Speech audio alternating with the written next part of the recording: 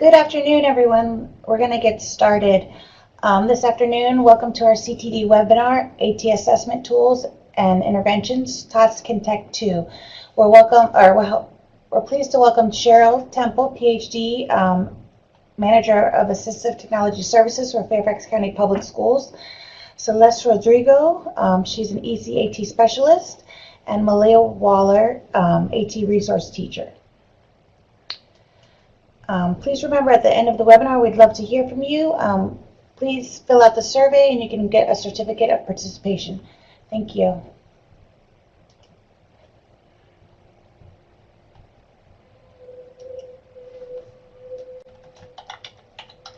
Everyone, this is Cheryl, and I'm here with my colleagues Celeste and Malia. Jeez. Okay. Yeah, so I want to tell you a little bit about our school system first, and then we'll get into the day's presentation. Fairfax County has about 187,000 students. We have about 25,000 students in special education. So we see a lot of students. We deal with a lot of situations here, and so we're going to share some of those things with you today. The referral process in our system works like this. First of all, when our teachers go in, they see if there's a school-based intervention that could be considered. Sometimes there's things in the closet, there's things that the teachers could be using with all the students, and so they look at that first. But if they request an AT assessment for a student, a specific student, it's requested through the IEP team. And then they do an assessment. It's completed by an ATS resource teacher. We have about 200 schools, and so we have a teacher assigned to each of those schools. They might have 10, 12 schools. So they get there once every 2 or 3 weeks. So they do an assessment. They write a report with recommendation to the IEP team and the parents. And then it's up to the IEP team to determine what they're going to use, if they're going to follow the recommendations or not. They typically do, but they have to, at that point, write an addendum to the IEP. And then we take it from there. So today, Celeste and Malia are two of the AT resource teachers, and they specifically support early childhood, although they do many other students as well, but they have expertise in early childhood. And so they're going to talk to you today about the assessment tools that we use and then interventions that we do for assistive technology. All right, so let's go ahead and dive into the areas for assessment for early childhood students. Those are the students in our county that range in age from 2 to 5 years old. And these areas are readiness, communication, and access. We use a series of informal, non-standardized assessments adapted from the Wisconsin Assistive Technology Initiative as a guideline for helping us determine the appropriate supports for students. The WADI forms are a systematic approach to providing a functional assessment of the student's needs for assistive technology in their customary environment, so in that classroom that they've already been placed in. Each form breaks the main area of assessment into smaller pieces through the use of AT checklists, observations, trial use guidelines, and more to help us identify the student's needs as shared by the school staff and specialists who support the students every day. We combine this information with observations of the student in their classroom and school environments to determine each student's unique needs for supports. All right, the first area we're going to dive into is readiness. So on our readiness WADI form, we look at the student's ability to understand cause and effect, so whether or not they understand that actions have a reaction. We look at their attention, whether or not they're able to maintain attention during one-on-one activities, during large group or small group activities. We look at their ability to manipulate objects independently. So whether or not they are independently choosing to play with toys and manipulate small toys, whether or not they're able to hold a crayon for coloring activities or other art supplies. Same goes for whether or not they are able to manipulate feeding tools like forks and spoons. We also look at their classroom participation, whether or not they're engaging in activities that are going on in the classroom. And then classroom transitions. Can they move freely and independently between activities that are being done in the classroom? We're sure to make note of the students' preferred learning modality as well under this WADI form, whether or not they're visual learners, auditory learners, kinesthetic learners, or tactile learners. We make sure we note the students' preferred activities and motivators so that we can make sure that we're placing supports that the students are going to be wanting to use. Lastly, when assessing readiness skills, we make note of any AT supports or assistive technology supports that have already been tried in the classroom. Things like objects that have been adapted for grips, large crayons, strapping a shower curtain ring to a toy to make the grip easier, or positioning or angle of toys or materials. We also look to see if visual picture cues or schedules have been used, or if any augmentative communication device has been trialed. And this will give us a comprehensive look into the students' current levels of activities and help us place tools that will help the students fill in their gaps. Similar to the WADI form for readiness, we also have a form to guide us through the assessment of communication. If the student is receiving speech and language services from the school district, we're also sure to collaborate with that specialist in the area of communication. Again, the WADI form walks us through the assistive technology checklist and supports. The first area we look at is the present level of communication. Is the student currently communicating vocally, or are they using gestures or sign language? Has the school team trialed any alternative methods of communication with the student? So have they trialed a visual picture board, or a low-tech communication device, or even a high-tech communication device? We look at the students' intelligibility of communication, whether or not they can be understood by their peers, by teachers in the classroom, by support staff, even by their family or people they interact with at home. We assess the students' current level of receptive language. So we're looking at whether they can understand single step directions or multiple step directions. We're looking at whether they can identify objects in the classroom and in their general environment. We again look at their current level of expressive language, how much and how often they're communicating with their peers, with the teachers, that social communication piece. And we look at physical considerations related to device access. For example, can they direct select using their finger to interact with a communication device? Can they carry a communication device independently? Or will they be required to have a device that can be mounted to their wheelchair, for example? Finally, we look at vision considerations, whether or not the student needs a large or small field size, a contrast in their communication device, or even looking into tactile versions of communication devices. The next area we look at is that access piece. So we're going to look at the student's fine motor abilities here, to include observing the student using paper and pencil, using the computer mouse, using a touch screen, using a switch, all of those things. We look at the movements of their fingers, hands, arms, legs, feet, even eyebrows, eyes, head, mouth, and tongue, to see what abilities they have in terms of what we might want to be looking at placing for the student. We look at their accuracy and ease of motion, what fatigues the student, as well as other pertinent health issues. For example, if a student has a degenerative health issue, we want to make sure that we're planning to place supports that are going to be there for long-term access.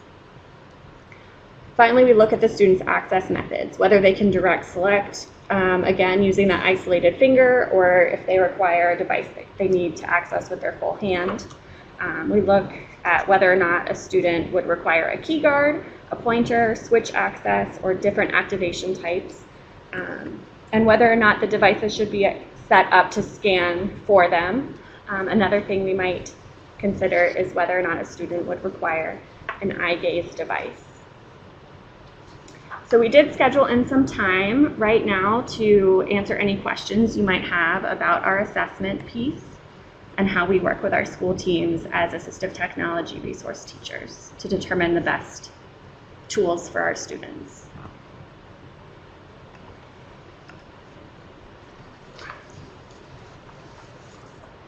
Looks like a couple people are typing, so we'll wait just a second and see if there's any questions coming through. Do you want to talk about timelines? So we do have timelines. We typically say that it has to be done within the same time as the eligibility. So we're saying 65 days, but typically it can take, less and it can take more, because you might try something out in a school and it doesn't work, and you have to go back and try something else, and it doesn't work, and you have to try. So, it's variable. But we try to do it within 65 working days. It looks like we also have a question about how many sessions for an assessment and how long of a duration. And I really do think it's student specific and dependent on situations. Typically, at least I know myself, when I go out, I'll go out and chat with the teacher first and do a formal observation to assess areas of need. And then from there, I will bring out assistive technology to try with my student. And, particularly for communication devices, it's a trial and error situation. So I may bring out 1 or 2 devices and then maybe need to bring out a third and then trial for a longer period of time. So I don't think there is a set period of how many assessments. It really is what it takes to get the job done. All right, Karen has a question about who does the assessment. And Karen, this is typically a collaborative effort between the AT resource teacher and the school team. So it would be, if the student was receiving speech services, we do always include the SLP. We also include occupational therapists, physical therapists. When we're looking at access, of course, we want them involved. And then we also have a question about, which is a great question, do you take into consideration that young child may improve skills over time and need a device that grows with her and him? And I'm going to hold most of the answer to that until we hit communication, but we absolutely do take into consideration growth and language. We also take into consideration their present level of performance, and that's really what we base our decision on, but expecting that the student will gain language, for example. All right, so we're going to move on to the intervention piece. All right, so after we've assessed our students' current levels and areas of need, we need to get into the really fun stuff, the interventions that we have available to meet the students' individual needs. So for the purpose of this presentation, we're going to share many of the interventions that we have used with our early childhood students to support the needs in areas of readiness, communication, and access, like we talked about. As AT resource teachers, we step in when the low-tech adaptations that are available in schools that have been used are not found to be sufficient support. So one thing that we like to remind people is that there are many assistive technology tools that are readily available in their school buildings, such as adapted art materials, using visual cues to help support students during transitioning. Things like that may not necessarily need full support of their assistive technology resource teacher, but we are always there to collaborate with teachers at our schools. Another thing we wanted to let you know in moving into the interventions is that we have prepared quite a few videos of students using these interventions, as well as Celeste and I demonstrating how we use these interventions. It's kind of a better approach of showing you exactly how they would work rather than just speaking to them. So we hope you enjoy that aspect. And please be patient through the transition of the videos. We do have a fair amount of them, but they are worth the watch. All right. So the first thing we wanted to talk about was readiness and using visual supports to support readiness. So as you see on the left-hand side, we have some printed transition supports in the form of visual schedules. So the top left is actually 3 student schedules that are posted in the classroom. Using board maker symbols, these were created to help guide students in a preschool autism classroom through their daily schedule. So the idea here was that the students would go to their schedule, choose the picture that corresponded with the activity that was happening, and transition to the area of the classroom. So if you notice, the bathroom sign has Velcro dots on it, so they would take their bathroom picture to the bathroom and place it there and then use the bathroom.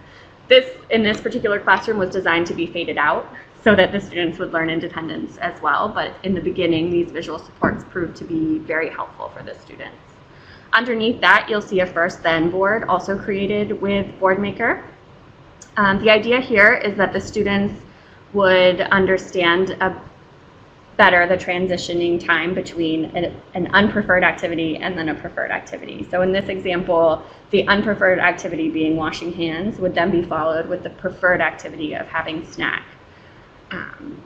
On the right-hand side, we have a little video of an on-screen transition support. This was created using BoardMaker Studio, and it's kind of a daily schedule that can be projected either in the morning or the afternoon.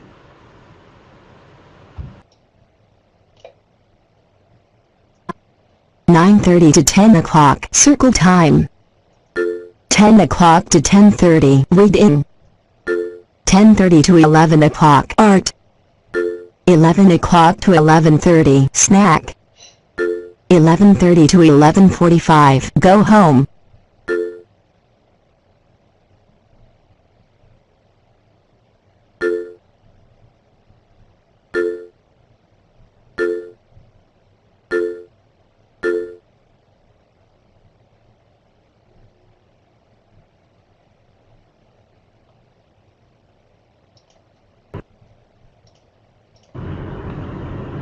All right, so as you saw in that video, the daily schedule can be checked off throughout the day, and it will give you that auditory feedback of what's happening during the day. Were you all able to hear the video? If somebody can let us know. Okay. Okay, great. We can't hear it on our end, so we just wanted to make sure you could.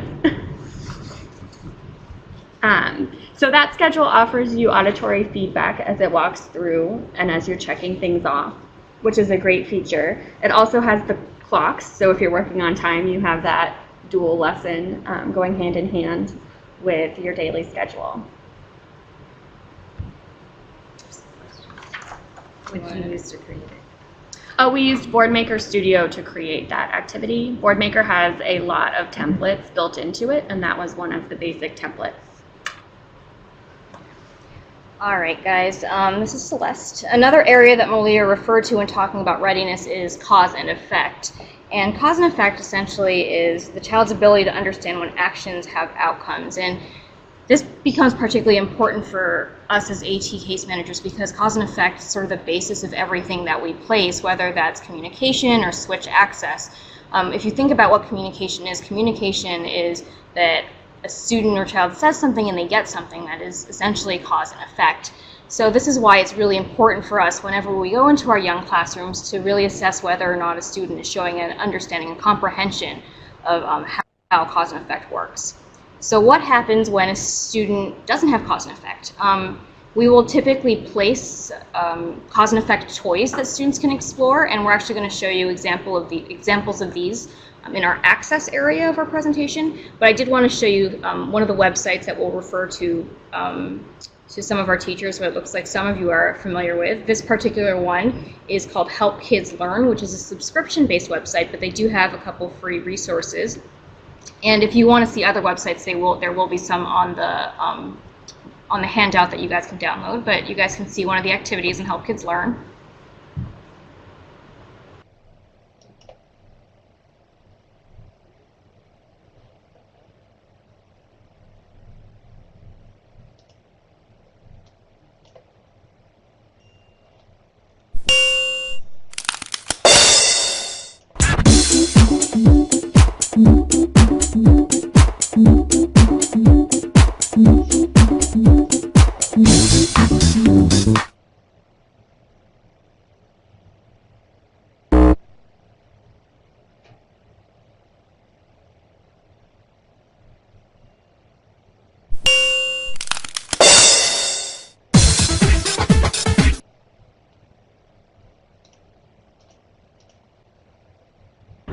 was actually an advanced cause and effect activity, because as you can see, there was some wait time in order to engage that activity. A student would have to wait until the egg appears and then click the button. That's really great for students who are learning to use switches or do switch scanning down the line.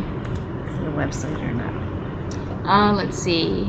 That is actually a website, but I'm pretty sure Inclusive does have some apps They do. that you can download. I've never used them. Lee, have you used them? I have not used them, but I know that there are certain stories from their website that they have put in app form. Yeah, they do. Inclusive Technology does some really great adaptive stuff. If anyone's unfamiliar with them, really check out their website and see everything that they have. They have some great stuff that you can adapt for switch use. All right, so from going to cause and effect, it's really nice to go into communication, since I already mentioned that piece and the connection between cause and effect and communication.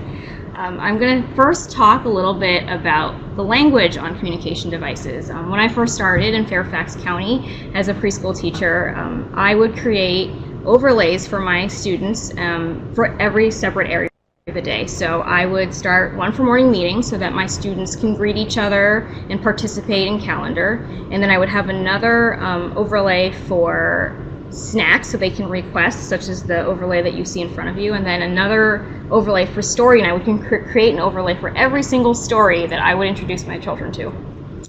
But I just want to let you think about this. If I took your keyboard and shook it up every hour and said, type your name, how frustrated would you be?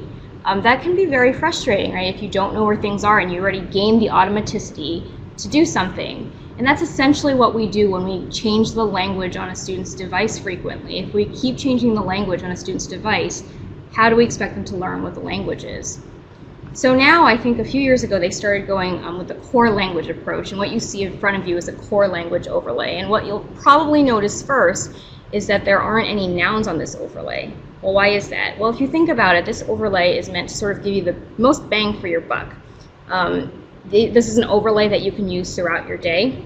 The previous overlay was meant for snack, but if a student wanted to grab their device during recess with that overlay, what would they be able to say? If they want to say they want to get on the swing, there was no language on there that would be applicable. So core language allows you to have a device that you can use throughout the day.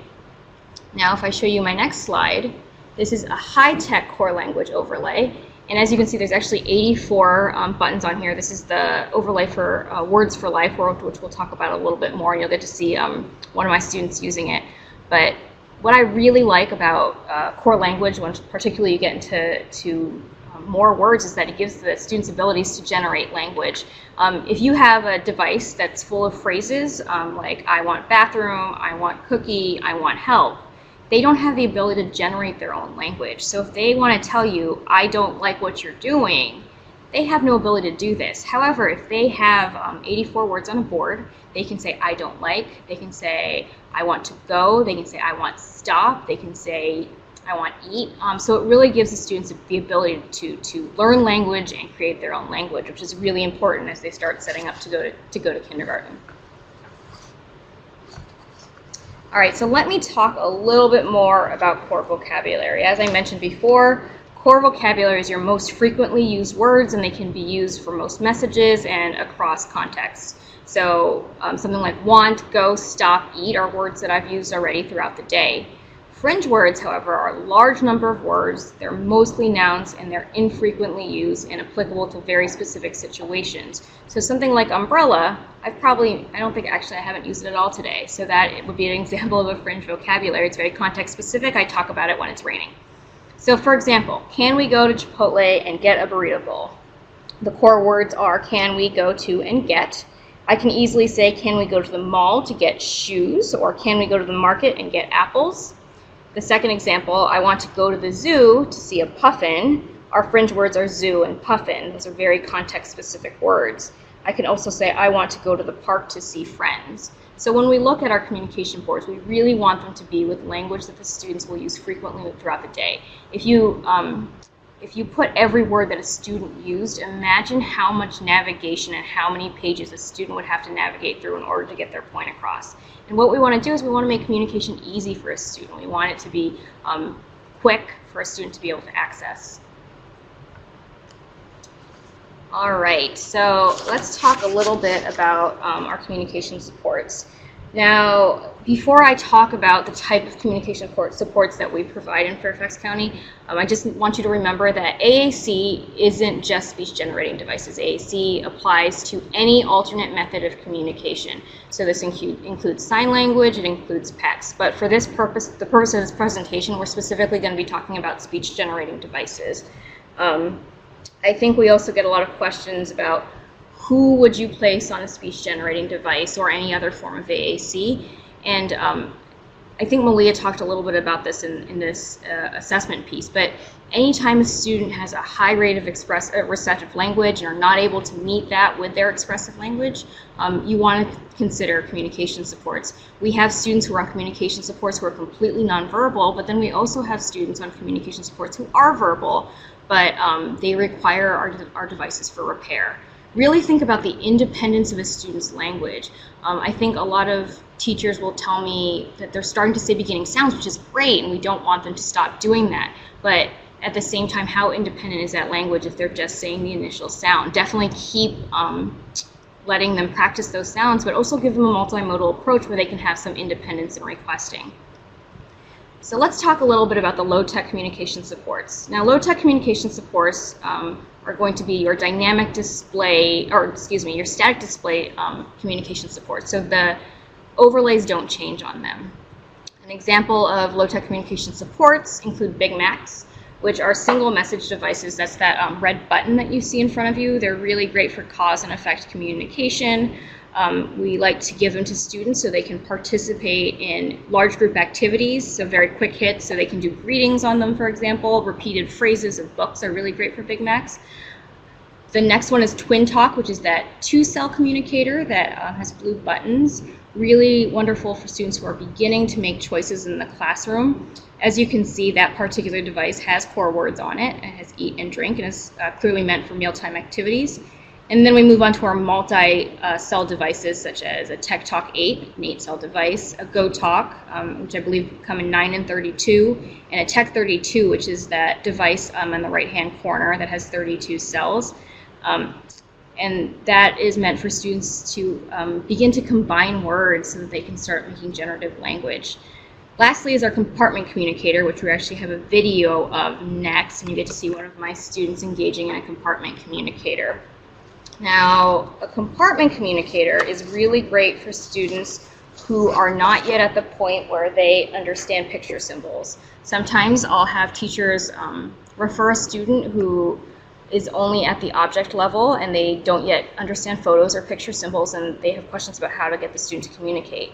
This particular device has platforms at the top of it that allow you to put the objects that are motivating to a student on.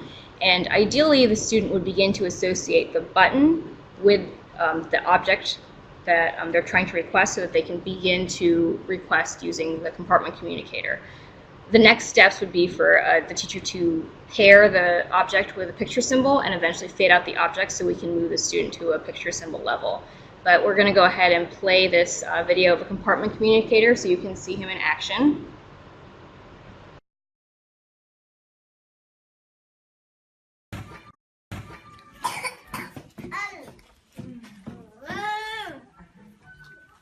Oh my gosh, look at you. Goldfish. Good job saying goldfish. Yes, one. Nice, Yeah. you have a calm body.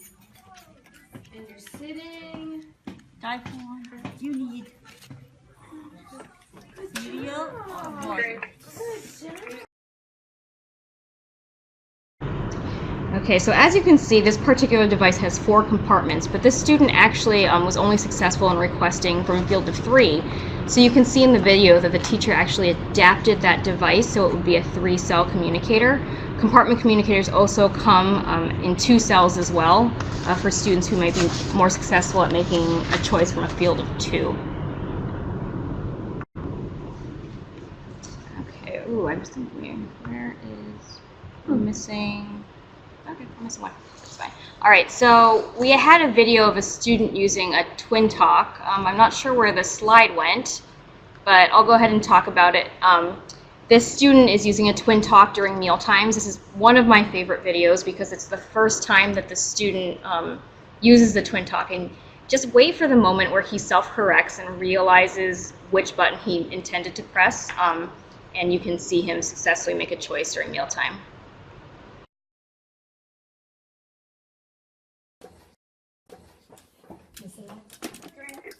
Drink. Which one were we using? I'm using this for my movie. Yeah. Here, let's bring this over here. Put that up there. Is that easier for you? Let's turn Yes. Look around here. Good. There you go. Is that easy? Good job. The chicken is really good. You're gonna like the chicken. It's I'm really good. gonna like it with chicken. Yeah. Is it have pizza? No, it's not. It's really good though. Really good. I told you you were gonna like it. Drink. You're not using your spoon, so you may not play with it.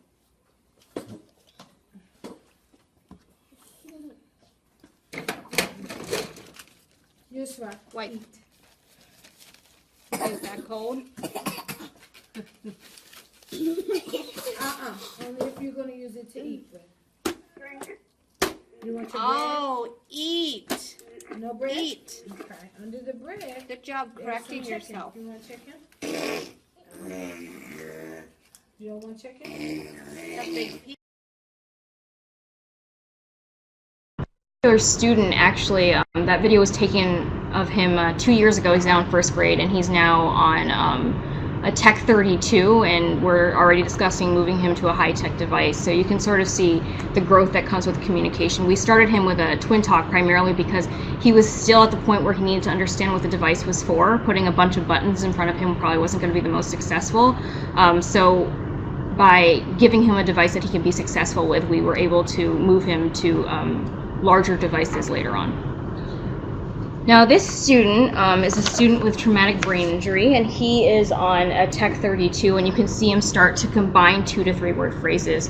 He had never had a form of communication before, and when we gave him this device, he very quickly started to combine words, and he was so thrilled with having an ability to communicate that he started using the device to comment. So instead of requesting, he would say, I want yogurt, feed himself a spoonful of yogurt, and then continue to say, I want yogurt, feed himself. So the teacher wasn't really involved in that communication, but he was so thrilled that he would just label everything that he did throughout the day. But this is a great opportunity for you to see a student begin to combine words.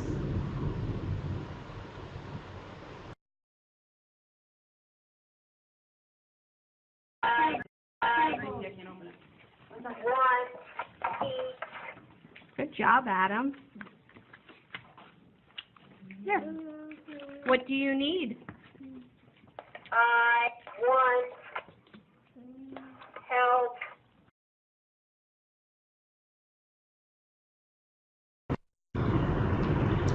Okay, now let's move on to high-tech communication support. So what are high-tech communication supports? Those are dynamic display boards, so boards that are typically on an electronic device. Some of the dynamic display boards are the high-tech communication supports that we use in the county, include iPads with Words for Life or Prolo Quo, which are communication apps. We also use accent devices or Tobii eye gaze. Those are really great for students who might require adaptations when accessing their device, such as eye gaze or switch use. Now, let's see, why would you put a kiddo on a high-end device versus a low-end device? I think it's very student-specific. If a student, like I said, requires adaptations such as switch access, that's not something that's really easy to do with a low-tech communication board, so you may put them on a high-tech device just for access purposes. The other reason that you might consider putting them on a high-end device is language.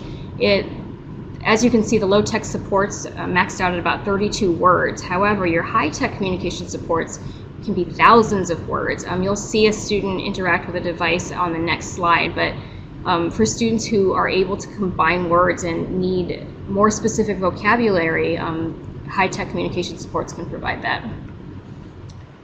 So this is a student on an iPad with Words for Life. You'll see the student navigating through multiple pages to make a choice. And you'll also notice that when she moves to the second page, I know you can't really see the words on the device, but those are fringe words, nouns that are giving her the ability to choose specific items. The other devices, they'd be able to say, I want eat or I want play, but this device allows them to request specific items.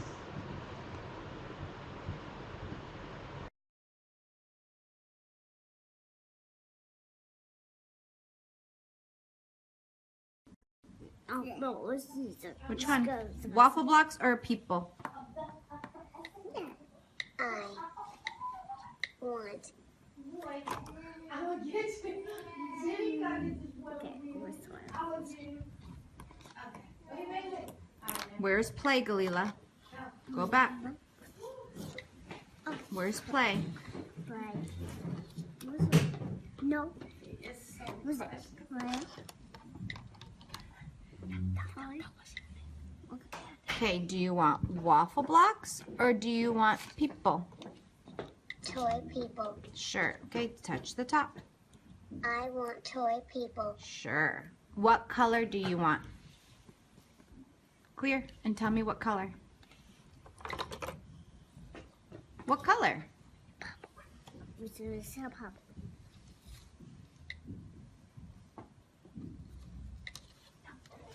Wait, what's that pop? Start with I. I want. Where's color? Start with Papa. Where's, come on.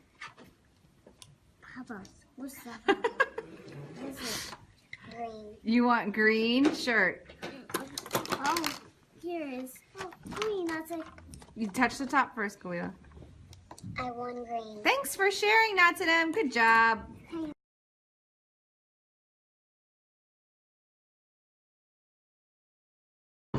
A student using a device outside of mealtimes. In preschool, mealtimes are a really great natural time to work on language, particularly on devices, but it's really nice to be able to generalize the language into other areas of the classroom as well, so that they're able to learn to communicate throughout the day in order to be ready for for kindergarten, excuse me.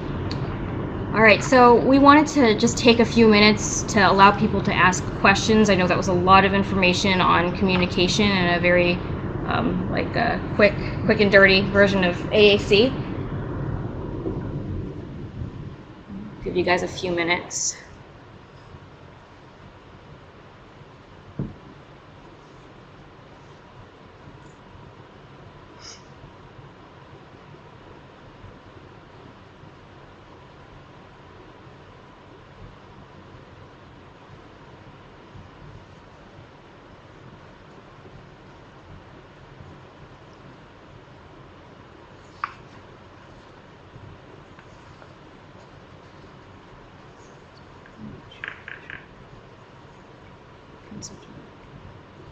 Okay, are there other communication apps you find particularly helpful with young children? I know there are a lot of communication apps out there, and it's really hard to honestly stay on top of them all. The ones that we share with you, like Proloquo and Words for Life, are the ones that we primarily use in our county. I know there's a few students using Verbally as well, but unfortunately, we haven't had the opportunity to try all the communication apps out there, but those are probably the ones that we've seen the most success with.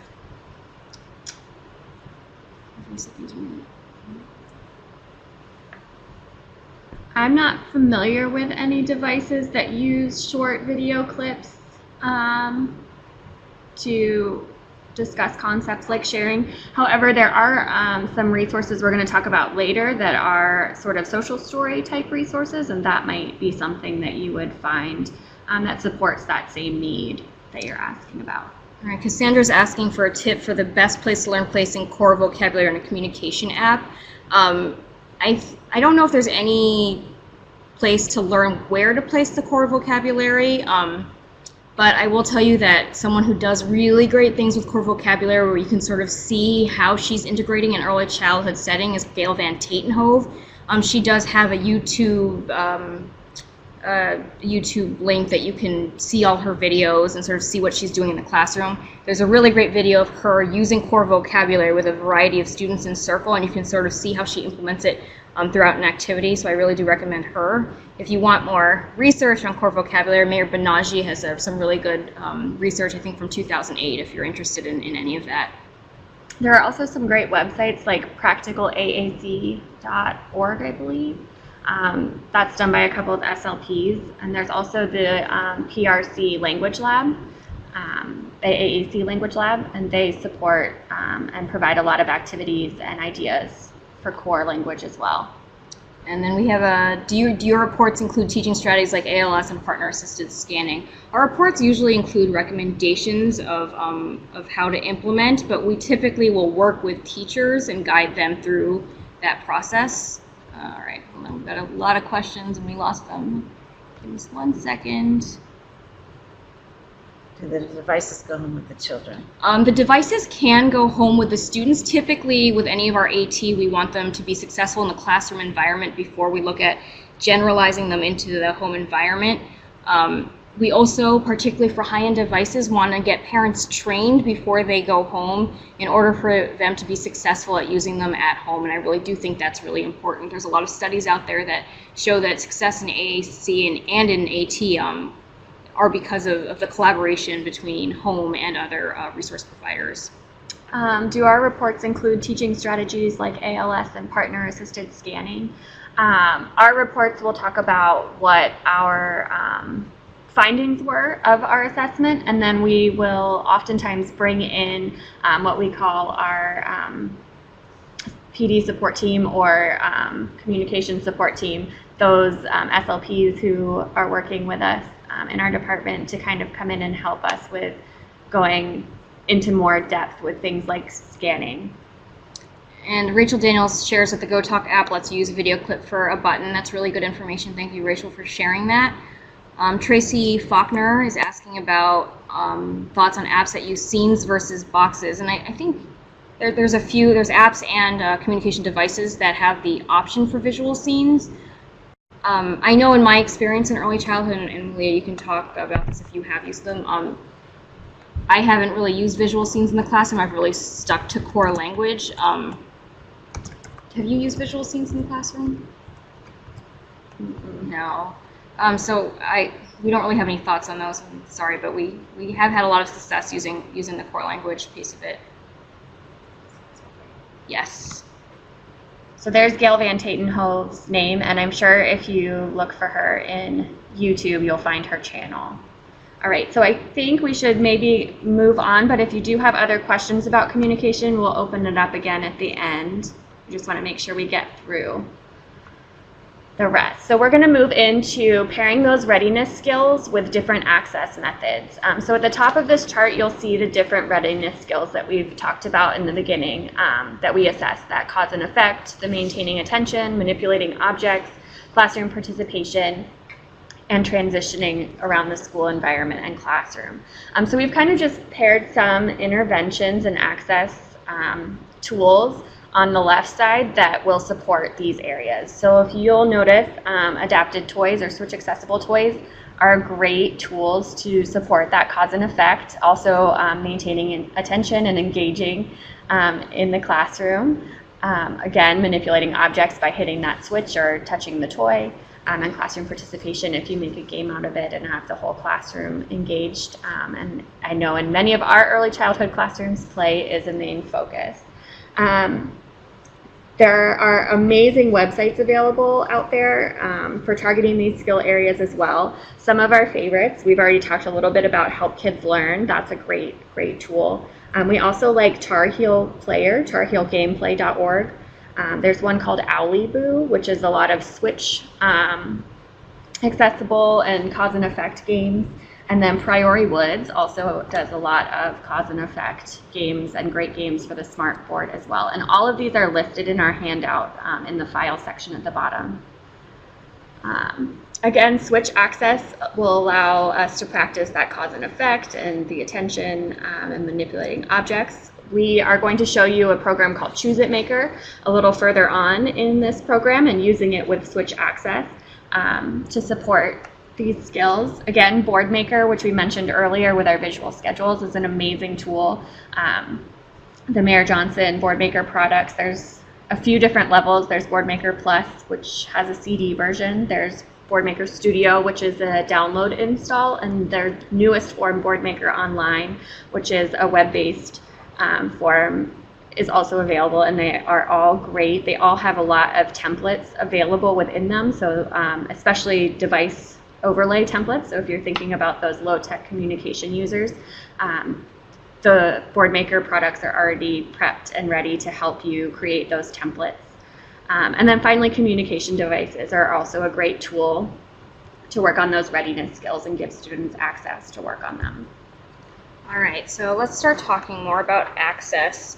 Students who are not able to access classroom toys in the same ways as their peers may require access adaptation. So this student in this video is actually using a head switch. You'll see in the video that it is mounted to his chair so that when he tilts his head, he's able to activate a switch-enabled toy. And this toy that you'll see here has actually been already adapted. And adapted toys such as these that are switch accessible can be bought on websites such as Enabling Devices, or even Amazon has a few switch activated toys if you take a look. But you can see this little guy in action.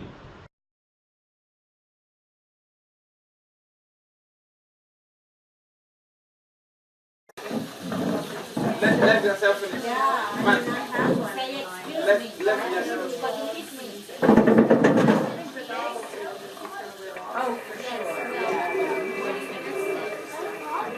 Where is your placement?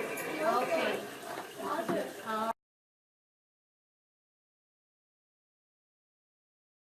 Really nice way to practice access for students who eventually use switches to scan.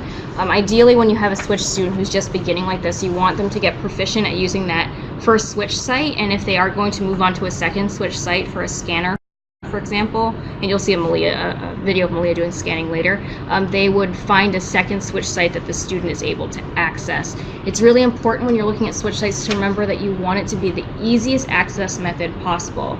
For example, if that student is using that access method for communication, when we are communicating, we're not thinking much or using much energy to communicate, and we want that to be the same for our students who need adapted access. Now this little girl is using something called a Sadats switch, which is that yellow bumpy switch on her table there. Those are really great for students with vision issues. Not only are they a large target and bright yellow, they also have bumps on them for tactile feedback or for grip. And also when she touches that switch, it will also vibrate to give her that tactile feedback as well. The toy that she has there is a learning lamp toy that is also switch accessible. So you can see her in action as well.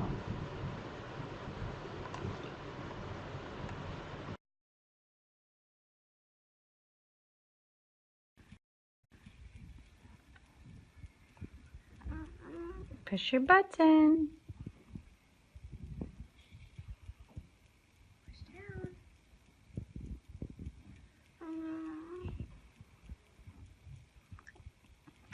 There you go.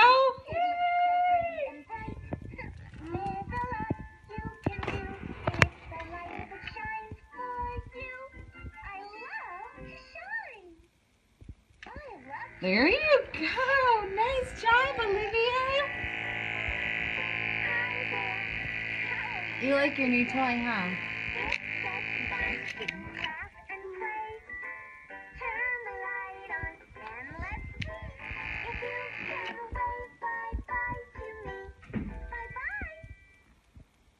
You want to do it one more time? All right.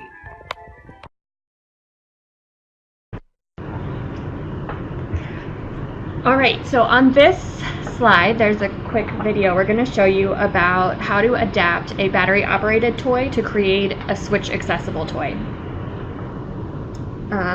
So you'll see me showing you how to do that. Oh, I'm wondering if we have the video. Well, if we can't find the video, I could talk to it. So you can get what's called a battery interrupter. You can get them, oh, here it comes, on Amazon. And they will allow you to interrupt the battery connection and connect a switch. So here is the video.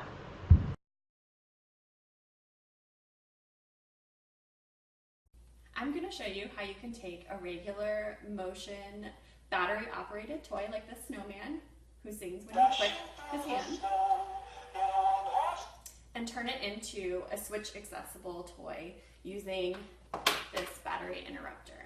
Now you can get these battery interrupters on Amazon for around $11 each, and it's a really cool, quick, easy, simple way to turn a battery operated toy into something that your students who are accessing toys with switches can benefit from as well.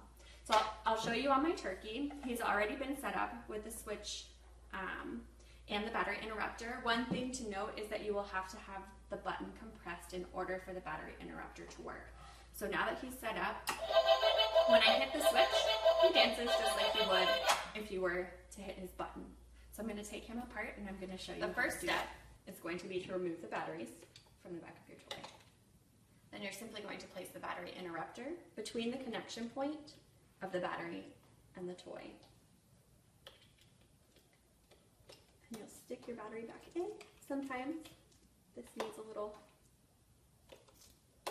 coercing.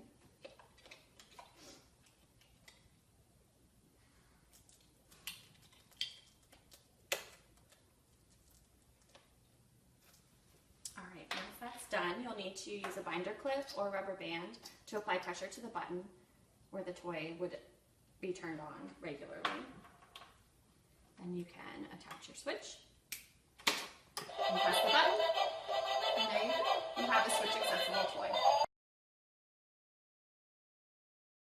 Pretty easy way to make any battery operated toy switch accessible. If you don't want to do the DIY method, you can also find switch accessible toys that have already been adapted on Amazon or websites like ablenetinc.com and enablingdevices.com, and we'll make sure to type those in for you so you can see those links. All right, in this video, we are going to show you how a USB connected switch click can be utilized to access switch videos that have been created using a website called Tar Heel Gameplay. We have an attached form handout on how to do this yourself using their website, so you can check that out as well. So this video of switch click use is going to be showing that website.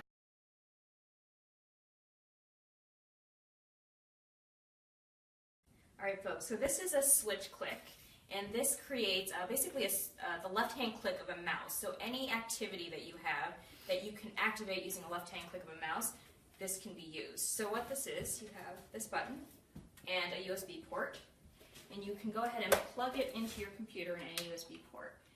And what we did is we created a switch accessible activity, a single click activity, using something called Tar Heel Gameplay.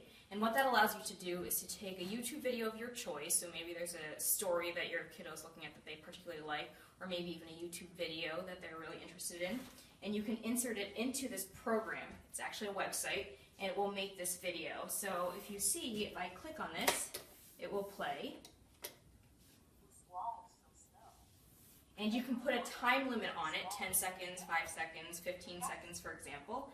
And once it hits that time limit, it will actually put up a prompt that you've selected. I selected keep going, and then the student will have to hit the switch click in order to activate. So this is really nice for students to do independent centers or maybe to participate in a group circle activity.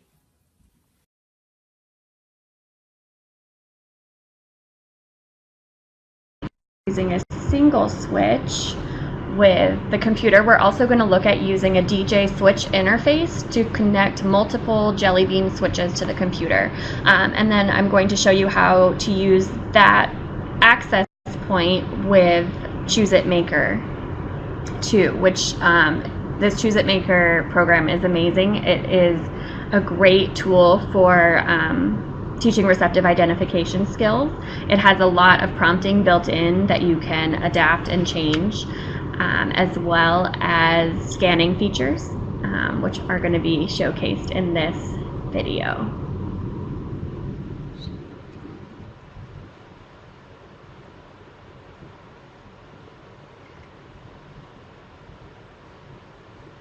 Maybe. So what you would see in the video is how you can attach 2 switches to a switch interface and have one switch be the scanning switch, so the moving switch, and that would move the little box from the little red box that you can kind of see in that picture from left to right. And then once the student has found the box that they are looking to choose as the correct answer, they would hit the other switch, the picker switch, and it would signal the program that that's the answer they're choosing. Choose It Maker is errorless. So if they choose an answer that is not marked as correct by the creator of the activity, it will not reinforce the student. However, if they choose an activity that is the correct, or the answer that is the correct answer, it will play music and be very, very reinforcing. It's been a great, fun program to use with our early childhood students. Maybe if we find that video, we'll come back to it. All right, in this video, you'll see Celeste exploring a USB connected joystick roller. This is a great tool for students with physical disabilities and getting them to access the smartboard or computer. This intervention can be handy during circle time activities where the students are activating the board by touch using their finger or a pointer or a tennis ball. But for our more severely disabled students, we wanted to make sure they can also access the smartboard. And that's not always possible for them due to positioning. So the Jolly Roller is a great way to keep everybody engaged. So here's Celeste. And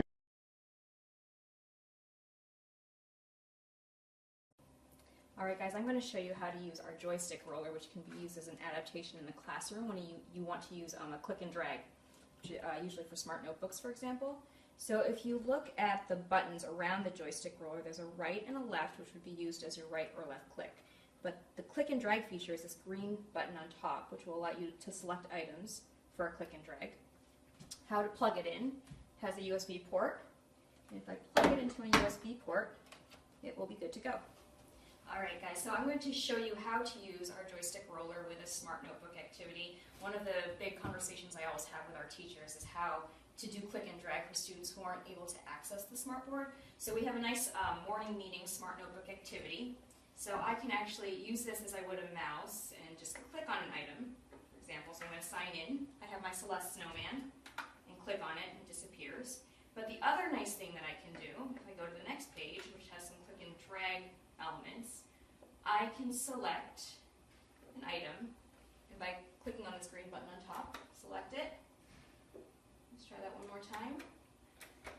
And we're going to put it in here, let's say Wednesday, and release.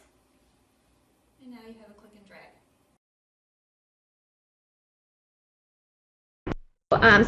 There are some other interventions that can be explored for the smartboard. And Access Smart Notebook does have their own app, which will allow you to engage with the smartboard on an iPad. There's also an app called Splash Top, which works the same way.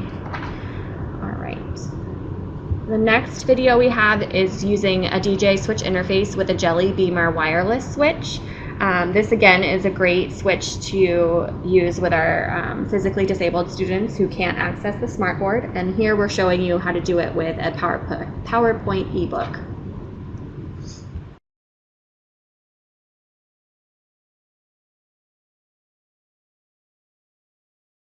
I'm going to show you how to set up a Jelly Beamer wireless switch using your laptop or computer and a switch interface Pro. So the first thing you're going to do is plug in your switch interface through your USB drive.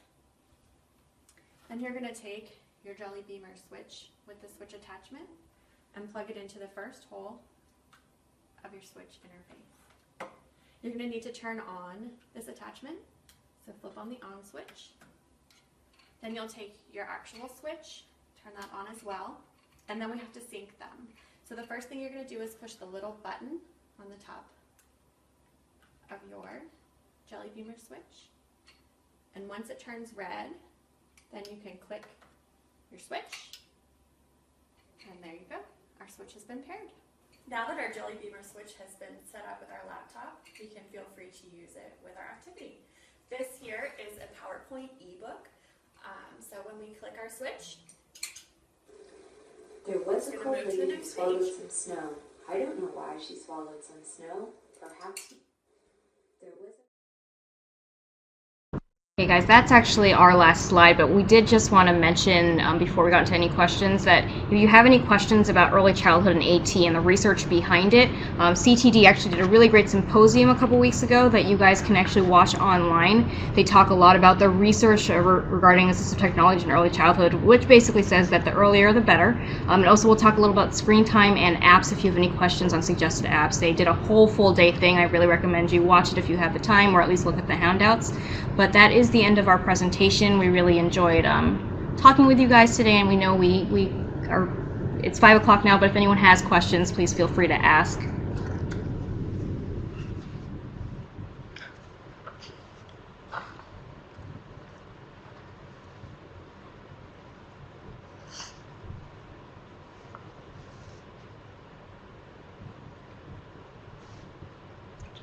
Thank you guys for listening.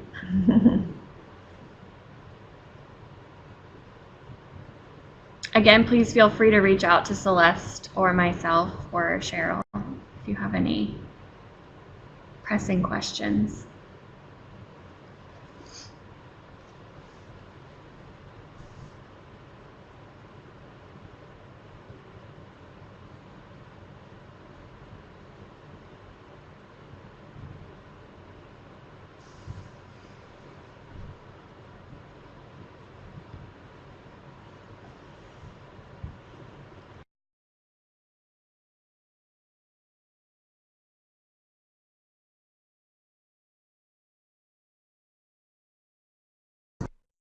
Thank you guys so much. We appreciate the feedback, and I'm glad you guys got a lot of resources out of it.